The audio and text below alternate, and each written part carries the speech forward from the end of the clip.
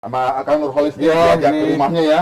Iya, ini luar biasa, ini hijau. Aduh, ini aduh benar-benar urban farming ini. Ya. Sejak kapan ini Mbak itu? Ya Mas, jadi sejak adanya pandemi COVID gitu, ternyata pandemi COVID itu juga memberikan satu dorongan, satu support bagaimana kita ini bisa membuat atau mandiri terhadap ketahanan pangan keluarga. Karena saya pengalaman ini Mas, ini memang 3 bulan yang lalu, udah mulai 3 bulan, mungkin 3 sampai 4 bulan. Saya udah panen berkali-kali Mas, dari mulai tomat, dari mulai seledri, kemudian daun bawang, terong, kemudian stroberi, utamanya stroberi Mas. Nah, itu ternyata kita kalau butuh apa-apa itu tinggal petik saja, sehingga agak ngirit-ngirit biaya belanja Mas, gitu loh. Ini yang luar biasa, saya lihat dari depan, ya itu udah lengkap. Saya lihat ada tomat, terong, ya, terus ada Cabai. Ya, sayuran semua ada. Dalam, waduh. Lebih lengkap lagi nih. Ini yang biasa saya makan nih, lettuce buat salad, ya, terus ada macam-macam. Ada beet Mas, Iya, kita beet, coba beet jagung. juga. Luar biasa. Ya enaknya kita sambil ngobrol-ngobrol ya. Boleh Mas, monggo. Baiklah, sini, sana. Oh sini ya, oke. Ini sayangnya pakai masker terus Mas. Oke. Tapi sini kan sebenarnya pakai berjarak nggak apa-apa sih. Ya, boleh, lepas saja. Oke. Aduh, ini punya rumah begini sih, adem ya, Kang Nurholis ya. Iya, ini luar biasa ini. Biasanya kalau kita jalan kan di Semarang kan panas, Bang. Ya, Bang itu panas, masuk rumah ini hijau adem banget ini. Luar biasa ini. Sahabat Berita Indonesia Link, beberapa menit ke depan kita akan bincang-bincang eksklusif dengan Mbak Ita. Khususnya mengenai kegiatan Mbak Ita. Oh ya, selamat loh. Kemarin sudah mendaftar ke KPUD dan dinyatakan semua berkas lengkap dengan Mas Hendy untuk maju sebagai petahana di periode berikutnya. Amin. Mohon doanya ya Mas. Nah, apakah jangan-jangan urban farming ini menjadi salah satu campaign Mbak Ita juga, jangan-jangan nih buat ibu-ibu nih? Ya sebenarnya sih mungkin tidak hanya campaign aja ya Mas, karena awalnya saya ini berpikir bagaimana mengajak ibu-ibu rumah tangga ini untuk bisa melakukan kegiatan urban farming di di halamannya masing-masing. Awalnya saya ini juga ini merubah-rubah terus Mas, karena awalnya konsepnya ini kan hanya ditanam saja. Tapi karena kalau ini di rumah ditanam saja itu kok kayak jadi hutan gitu loh Mas, karena kan tetap harus ada estetikanya, sehingga saya nggak belajar dari mana-mana tapi dari Mbah Google, Mas, gitu. Ya, kemudian saya buatkan konsep bagaimana biar tetap ada manfaatnya tapi dari estetikanya ada, sehingga saya buat kotak-kotak ini karena saya juga pengen ngajarin Mas sebenarnya, dan insya Allah nanti mulai minggu depan kami akan melakukan atau mengajak ibu-ibu atau semua komunitas lah, semua masyarakat untuk bisa pelatihan di sini dan tanpa dipungut biaya. Nanti malah mau bisa dapat bibit untuk bisa dikasih. Ini inspirasinya dari Google ini? Inspirasinya sebenarnya saya tuh melihat dari kelompok-kelompok tani ya perkotaan. Pada saat itu kan juga ada instruksi dari Ibu Megawati Soekarno Putri, kan beliau menginstruksikan kepada kami bahwa dalam kondisi COVID ini pasti akan terjadi kelangkaan atau mungkin harga-harga pangan ini meningkat, sehingga diinstruksikan kepada kami semua untuk melakukan urban farming, kemudian juga menanam pendamping beras. Kemudian ternyata di Kota Semarang ini sebenarnya kelompok tani ini banyak sekali Mas. Baik, kita mau tanya, ini total di rumah saya ini mulai dari depan rumah, halaman depan sampai belakang ada berapa di sini? Saya mungkin jumlahnya banyak banget ya Mas, cuman memang saya mengkolaborasikan. Kalau di satu rumah saya pengen menunjukkan di rumah pun ini kita bisa berurban farming, tidak harus membentuk kelompok. Saya tidak hanya berbagai jenis tanaman aja Mas, baik tanaman hias, tabula pot, yaitu tanaman buah dalam pot, sayuran, kemudian buah, tetapi saya juga mencoba-coba dengan medianya Mas. Jadi media ini ada yang pakai namanya hidroponik. Yeah. Hidroponik pun yang di depan ini sederhana, nggak perlu pakai listrik. Yeah. Kemudian ada yang pakai listrik. Oke. Kemudian ada yang media tanah. Yeah. Ada yang media di sini di belakangnya Mas Roni ini media polybag. Ada yang bawahnya juga ikan saya lihat. Ya, tuh. itu namanya budidamber. Oh, Budidaya budidamber. ikan dalam ember. Oke. Sehingga bahasa asing gimana ternyata singkatan Pak? iya. Iya. Sehingga mungkin banyak ya, kalau untuk sayuran ada tomat, ada terong, Iya. kemudian ada cabai. Iya. Ada ini tadi Mas Roni sampaikan bahwa ini kesukaannya lalapan semua, Iya, Mas. iya. Jadi ada lettuce, sawi sendok, Betul. pagoda, kemudian Iya. selada juga ada yang selada numpuk-numpuk, ada Iya. selada hijau, merah. Iya. Kemudian ada ini koro Perancis, nggak tahu, koro Perancis itu ya koro tapi nggak tahu kok bisa jadi dari Perancis gitu, Iya, Mas. Jadi iya. hampir banyak. Kemudian buah, saya tuh pengen menunjukkan, Mas, bahwa buah stroberi ini bisa hidup di Semarang. Oke. Nah, alhamdulillah kan ini subur-subur nih, Mas. Iya. Nah, paling hanya kita saya sih cari ini ya, cari info-info bagaimana stroberi ini bisa hidup. Ternyata kalau di kota Semarang hanya perlu matahari ini sekitar mungkin 2 jam, tapi setelahnya itu harus yang adem. Oke. Ternyata bisa berbuah. Berarti Mbak Ita sendiri sudah mencoba semua hasil nih ya? Semua hasil ya. Kayaknya juga kalau sebanyak ini tetangga juga kebagian. Iya, iya. Nggak hanya tetangga aja, Mas. Kami juga sudah kemarin mencoba ini ya mensosialisasikan. Jadi ada yang ibu-ibu dari Gunung Pati pun sempat ke sini, sempat dapat bibit, sempat dapat hasil tanaman, kemudian mereka juga bisa melakukan mencoba untuk membuat atau mengimplementasikan tanaman-tanaman itu di wilayahnya. Ya, Mbak Ita, ini sudah berapa lama Mbak Ita merintis ini program? Ini sekitar 4 bulan ya, Mas. 4 4 bulan. Jadi pas Oh, pas jadi pandemi ya? iya pandemi, Mulai pas pandemi. pandemi. Justru itu. Jadi saya ingin memberi contoh. Kita ini bisa memberikan dorongan-dorongan, tapi kalau kita sendiri nggak memberi contoh ya. sehingga saya juga mencoba ini, Mas. Awalnya juga mangu-mangu ya, dengan kondisi waktu yang sempit, kemudian istilahnya dengan kondisi yang pandemi ini apakah bisa gitu.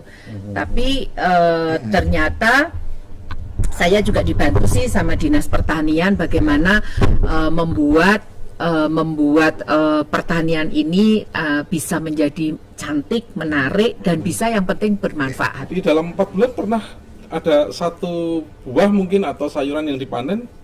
Oh, udah berkali-kali, Mas. Udah ya? berkali-kali karena kan sebenarnya kalau kayak kangkung Iya. ini kan sebenarnya 21 hari bisa. Itu Nggak yang budidamber itu sudah sampai mungkin sekarang ini sampai 4 kali. Oh, iya. Karena kan 21 hari, 10 hari, 10 hari, 10 hari. Kemudian ikan kemarin baru minggu lalu 3 bulan sudah dipanen. Panen ikan. Ya, panen ikan lele ternyata lebih gurih, Mas, karena kan makannya teratur, kemudian bersih, yang penting bersih, ya, higienis gitu. Iya. Dan kalau ikan yang di dalam situ tuh lebih putih-putih, Mas, ikan lelenya. Beda kalau yang mungkin di kolam biasa yang ada lumpurnya dan sebagainya. Dan yang penting lebih crispy. Oke. Iya. Nah, saya mau tanya. 4 bulan ini Mbak Ita melakukan urban farming di rumah sendiri, kerjaan sendiri. Sudah pernah ada tempat yang dipindah nggak, misalnya kelurahan, uji coba kelurahan ini, kelurahan mana untuk masyarakatnya di situ melakukan Ya. urban farming? Sudah sih, Mas, sebenarnya kami ini mengajak. Jadi kemarin pada saat saya jalan, kemudian kita ini dari Pak Wali dengan saya ini kan setiap hari membagikan sembako, masker, kemudian juga alat-alat tulis untuk anak-anak itu. Kami sudah melakukan ini, Mas, bantuan untuk bibit, benih, kemudian juga pendampingan. Jadi kayak contohnya di Kelurahan Trimulyo itu udaranya panas, kemudian juga tempatnya juga gersang, tapi ternyata di sana itu bisa menanam dan berbuah itu tomat, kemudian cabai, Mas, gitu. Kemudian kita juga melakukan semangat ya, untuk memberikan semangat kepada kelompok-kelompok wanita tani yang sebenarnya sudah banyak tersebar di Kota Semarang. Ada di Pedalangan, ada di Kelurahan Kandri, ada di Semarang Selatan, di Wonodri dan sebagainya. Jadi Sehingga kalau ada ibu-ibu atau kelompok-kelompok masyarakat yang menginginkan bisa belajar, kemudian bisa minta bantuan benih atau itu caranya gimana? kita sudah punya namanya websitenya Berkebun Hebat. Oh. Ini ada Mas, nanti mungkin juga bisa di-share-sharekan Untuk kepada komunikasinya ya. Jadi nanti di sini kita memang buatnya untuk sementara. Ini pada masih soft launch loh, belum kita share-share ke banyak ini ya, ke komunitas dan sebagainya. Ternyata pendaftarannya sampai Oktober udah penuh. Oh, iya. Jadi ya. mulai kami membuat sementara ini seminggu 2 kali, kemudian Selasa Kemis, kemudian pagi jam 9 sama jam setelah asar lah ya, jam 15, jam 16. Pelatihan. Pelatihan ya, kami menggandeng milenial loh Mas. Jadi teman-teman ada yang dari beberapa universitas, masih muda-muda, ada yang dari Fakultas Pertanian, ada yang dari fakultas lain ini. Mereka adalah milenial yang peduli terhadap pertanian. Sehingga saya menggandeng mereka nanti akan melatih, dan melatih pun langsung praktek di sini Mas. Jadi bagaimana cara menyemai benih, bagaimana cara memindahkan dari polybag kecil ke yang besar, karena sebenarnya itu hal yang gampang susah gampang gitu. Dan para ibu-ibu, para remaja ini juga seneng, sehingga kemarin saya masih soft gitu, masih belum terlalu kita declare-kan, tapi ternyata sudah sampai Oktober. Bagus ya sebetulnya. Bang Fahmi sebenarnya teman Bang Oni juga di Jakarta ada pakai YouTube, tapi nggak pernah lihat langsung. Tapi begitu lihat begini, pengen coba. Boleh Mas, saya jadi konsultannya Mas. Karena gini, saya lihat bersih gitu ya. Ini ibaratnya dari halaman kecil bisa menghasilkan makanan untuk kita. Ini bisa langsung potong, cuci, langsung pakai. Iya. Saladnya enak banget ini. Dan yang pasti Mas, kalau dengan hidroponik ini berbeda rasanya. Kayak kangkung itu kalau saya kan udah beberapa kali masak Mas, tumis kangkung. Itu beda Mas. Kalau yang hidroponik itu pertama warnanya nggak berubah. Yang kedua masih crispy. Jadi nggak yang kan biasanya lemes gitu ya. Iya, lebih fresh. Dan kemarin juga ikan itu lele itu juga crispy dan gurih, lebih gurih karena mereka kan sumber nutrisinya dari akarnya kangkung gitu. Betul. Ini kalau ngomong-ngomong soal tanaman gini kayaknya jadi lupa politik. Silakan. Iya, Mbak, ini ngobrol soal pilkada ini Mbak. Kayaknya saya selimurkan Mbak.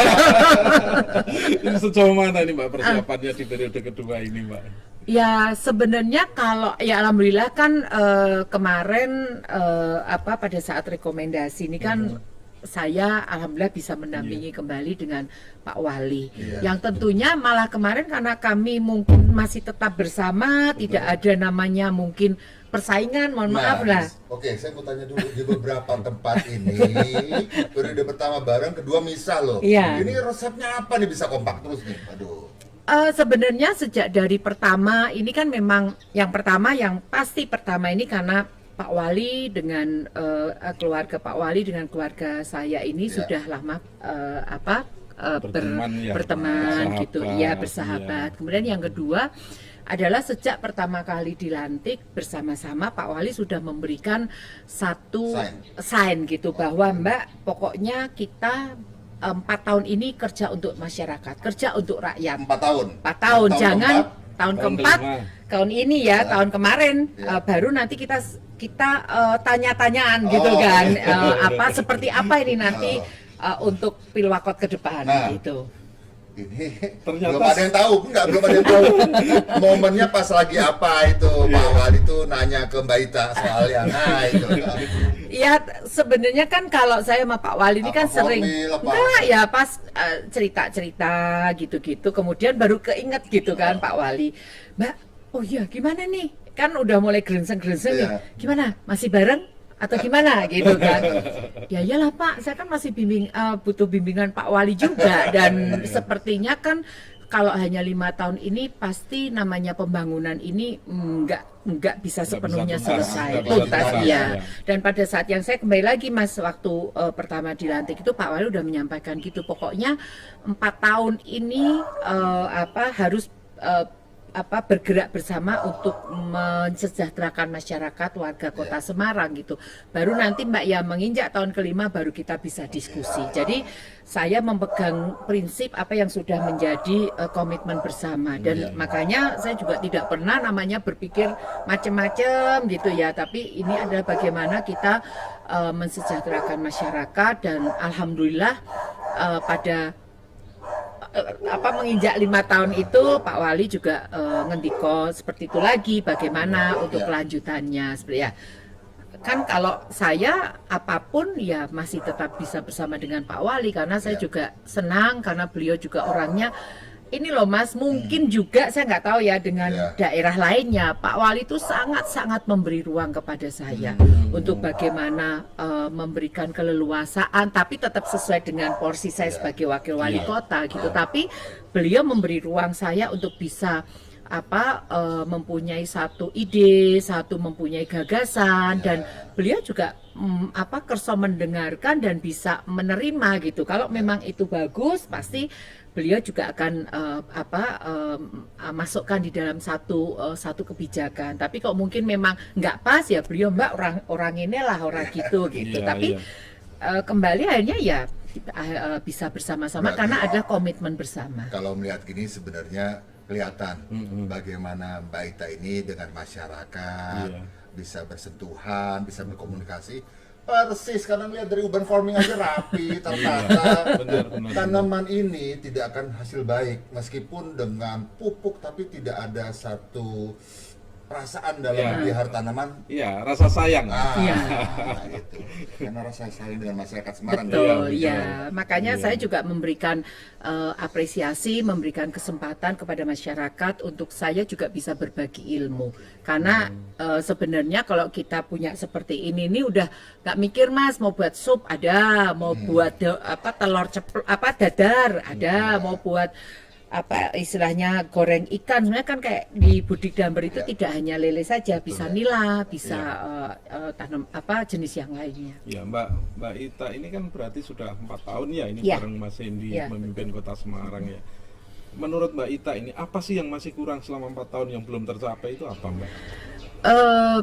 Kalau saya melihat memang ada wilayah-wilayah yang masih kumuh ya Mas, karena memang prioritas-prioritas ini kan memang ada. Kalau dulu bagaimana banjir ini juga bisa teratasi, tapi kan dengan kemarin ini ada yang kalau Pak Wali ini menyampaikan koprit gitu ya, karena ada koprit pandemi gitu ya. Jadi ada beberapa hal yang belum tuntas tertunda. Jadi sebenarnya alhamdulillah ya, semua apa yang menjadi visi dan misi dari Pak Wali dan saya ini sebenarnya sudah on the track selama 5 tahun ini, tapi ada beberapa yang belum selesai gitu. Contoh ada PSEL, kemudian tram ini kan kemarin agak berhenti, kemudian juga wilayah banjir walaupun mungkin ada beberapa yang sudah, tapi kan masih ada PR yang normalisasi kali beringin. Ini kan juga ada. Kemudian kalau obsesi dari Pak Wali ini kan underground Simpang 5, kemudian bagaimana jalan outer ring road gitu ya, dari yang wilayah bisa terintegrasi wilayah dari mulai Tugu, Mangkang, Mijen, kemudian sampai ke Banyumanik Pedurungan, ini yang menjadi salah satu prioritas. Karena kalau untuk yang wilayah yang pantai utara ini kan sudah menjadi prioritas dari pusat kan Mas, sehingga kayak Tanggul Tol, Harbor Tol ini kan juga sudah oleh pemerintah pusat, sehingga ini ada bagian-bagian yang memang masih menjadi PR bagi pemerintah Kota Semarang.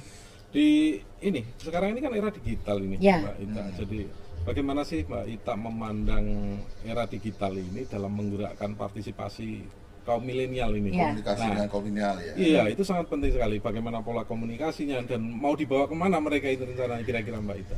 Iya, tentunya memang ada beberapa tahapan-tahapan yang kita mulai bangun untuk milenial gitu ya. Contoh yang ini aja Mas, urban farming ini saya sudah melibatkan milenial. Milenial ini saya ajak untuk mereka bisa mengajari, bisa memberikan satu ilmu, berbagi ilmu, karena kalau namanya kita ini kan sudah yang out of the box gitu ya. Jadi sudah yang mungkin kadang-kadang kita kalau milenial tuh out of the box, tapi kok kita itu yang kadang-kadang konvensional mikirnya gitulah, sehingga kami mulai mengajak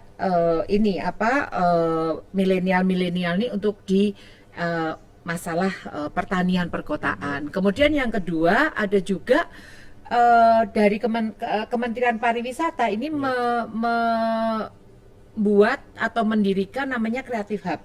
Ini yang di Kota Lama Mas. Jadi pada saat itu ada Bapak Presiden Pak Jokowi waktu kunjungan awal tahun dengan Bapak Menteri Pariwisata. Kemudian dari beliau ini Kota Lama ini sangat bagus untuk kreatif, sehingga ada dua gedung, jadi Galeri Industri Kreatif dan di Odetrap ini untuk dijadikan Creative Hub. Nanti di sana banyak nanti anak-anak muda yang bisa berkreasi. Kemudian banyak tempat-tempat yang memang Pak Wali untuk support untuk kaum milenial itu, sehingga tidak akan terputus antara kita yang tua-tua, yang senior-senior, yang ada generasi manual itu. Manual dan generasi yang mungkin masih gaptek ya Mas, gitu, seperti itu. Kita kalau ngobrol sama Mbak Ita ini nggak terasa, udah sekian menit. Mbak Ita terima kasih sama-sama Mas Roni. Sudah sharing dengan sahabat Bita Tapi masih ada belum lengkap kalau belum ada pesan ini.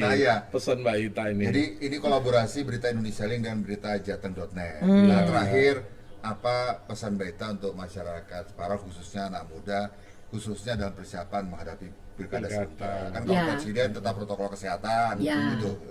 Ya, tentunya apa yang menjadi hak pilih dari kaum milenial ini kan memang saat ini di tengah pandemi pasti ada satu berita-berita hoax yang jangan datang ke TPS gitu ya, karena nanti kalau datang ke TPS akan kena COVID gitu. Sebenarnya enggak seperti itu Mas Oni dan Mas Nurkolis gitu, bahwa dari pemerintah pusat ini sudah membuat bagaimana aturan-aturan tentang protokol kesehatan. Kemudian di TPS itu dulu kan masih sekitar 3.000 untuk Kota Semarang, tapi karena dengan adanya pandemi COVID ini setiap TPS maksimal 500, sehingga ada TPS kurang lebih ada penambahan sekitar 600 TPS, sehingga kemarin 2 hari lalu ada Vikon dengan Menko Polhukam beserta Mendagri, Panglima TNI, Kapolri dan Jaksa Agung, Ketua Bawaslu, Ketua KPU ini menyampaikan bahwa di dalam nanti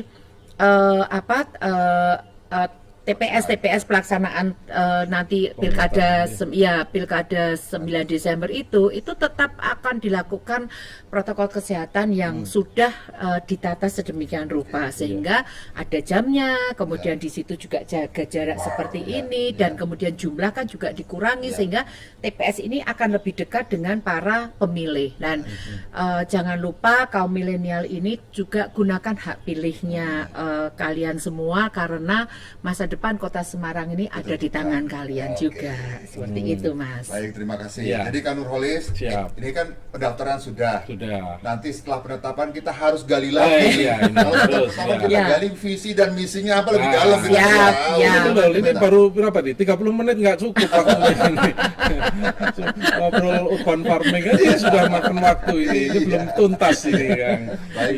Terima kasih sudah diterima kami di rumahnya yang adem, hijau royo-royo, menyenangkan ya Kang Nur ya. Semoga kita nanti jumpa lagi. Matur nuwun Mas. Kasih waktu lagi setelah penetapan untuk lebih menggali lebih dalam. Siap. Matur Yang nuwun pasti pilkada tetap sukses, tapi tetap sehat ya tetap bagi masyarakat Semarang. Oke, kita kembali ke Berita Indonesia Link pagi.